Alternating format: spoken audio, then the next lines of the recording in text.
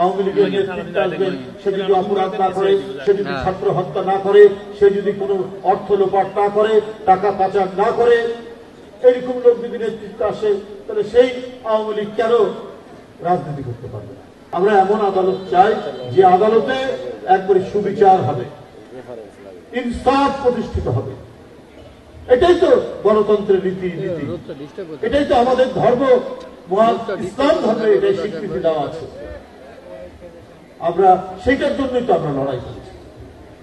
সুতরাং এইটা আমাদের প্রতিষ্ঠা আমাদের করতে হবে এবং এইটার জন্য প্রত্যেকে একমত হবে এবং যারাই ক্ষমতায় আসবে, জনগণ ভোট দিয়ে যাদেরকে ক্ষমতায় নিয়ে আসবে, তারা ওই সুপারিশগুলো বাস্তবায়ন করতে বাধ্য হবে।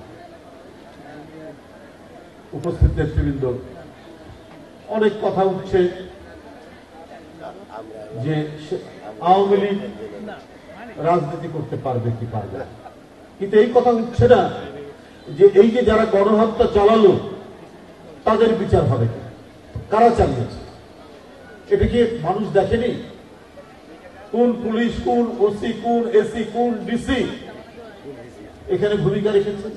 কার নির্দেশে, কার গলা এই গণ আন্দোলনে রক্ত ঘটানোর জন্য, ধ্বংস করার জন্য, দমন করার জন্য কার নির্দেশ? আওয়ামী লীগের কোন নেতাদের নির্দেশ রয়েছে?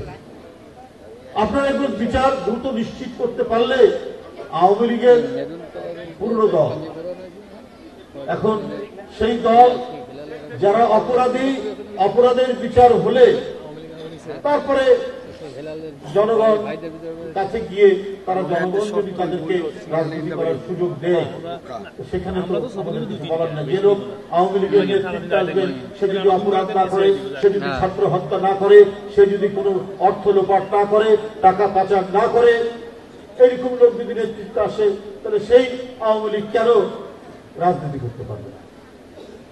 আমার বক্তব্য হচ্ছে, কিন্তু যারা টাকা পাচার করেছে, যারা এই শিশু, কিশোর, আহনাফ, আবু সাইদ, মুগ্ধ, এদেরকে যারা হত্যা করেছে, তারা তো সবাই তো তাদেরকে আমরা সবাই চিনি, তো তাদের তো বিচার হতে হবে। এই 2000-এর মতো শিশু, কিশোর, তরুণ, ছাত্রছাত্রীকে যারা হত্যা করেছে, শ্রমিক, রিক্সাওয়ালাদেরকে যারা হত্যা করেছে, তাদের বিচারটাই আমরা করি না কেন? তাদেরকে দৃষ্টান্তমূলক আমরা শাস্তি দেই। যে প্রধান ছিলেন তিনি আল্লাহ বিশ্বাস করতে কিনা সন্দেহ আছে, শেখ হাসিনা, উনার ঈশ্বর ছিল টাকা। আজকে আমরা দেখতে পাচ্ছি উনার ঈশ্বর, উনার সৃষ্টিকর্তা ছিল টাকা। যার ঈশ্বর টাকা হয়, যার সৃষ্টিকর্তা টাকা হয়, সে তো কোনোদিনই ভালো কাজ করবে না। তাদের প্রত্যেকেরই বাড়ি ঘর ঢাকায় আছে, বিভিন্ন জায়গায় আছে, তারপরে সরকারি সম্পত্তি তারা লোপাট করেছে, তারা ব্যাংক খালি করে দিয়েছে।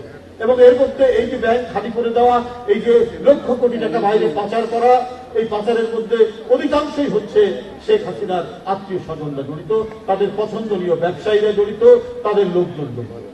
তো তাদের তো বিচার নিশ্চিত করতে হবে। আসুন সবাই মিলে এই হত্যাকারী, যারা গণতন্ত্রকেও শুধু হত্যা করেনি, যারা প্রতিষ্ঠানকে ধ্বংস করেছে, যারা বাংলাদেশের স্বাধীনতাটা বিক্রি করেছে এবং এই স্বাধীনতা বিক্রি করে নিজের গদি আঁকড়ে রাখার জন্য যারা শিশু, বাচ্চা থেকে শুরু করে তরুণ, কিশোর, রিক্সাওয়ালা, শ্রমিক, এদেরকে হত্যা করেছে, সেই বিচারটা আমরা নিশ্চিত করি।